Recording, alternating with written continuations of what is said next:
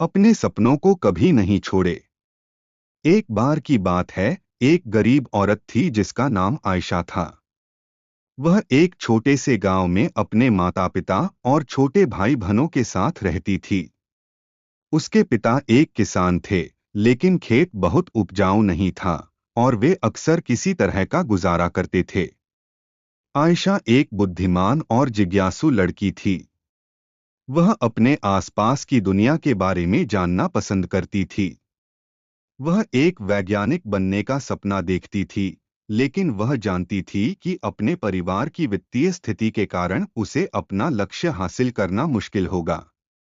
एक दिन आयशा के पिता बीमार पड़ गए।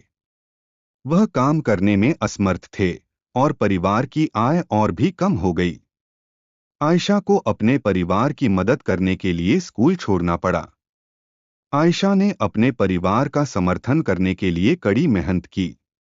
उसने घरों की सफाई और खेतों में काम करने जैसे अजीब-अजीब काम किए। उसने स्थानीय बाजार में सब्जियां बेचना भी शुरू किया। अपनी व्यस्त दिनचर्या के बावजूद आयशा ने वैज्ञानिक बनने के अपने सपने को कभी नहीं छोड़ा।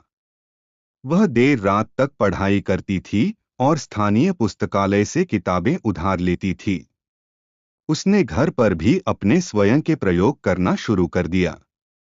कई सालों की कड़ी मेहनत और दृढ़ संकल्प के बाद आयशा ने आखिरकार अपने सपने को हासिल कर लिया।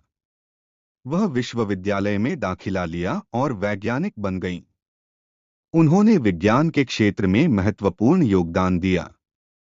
आयशा की कहानी हम सभी के लिए एक प्रेरणा है।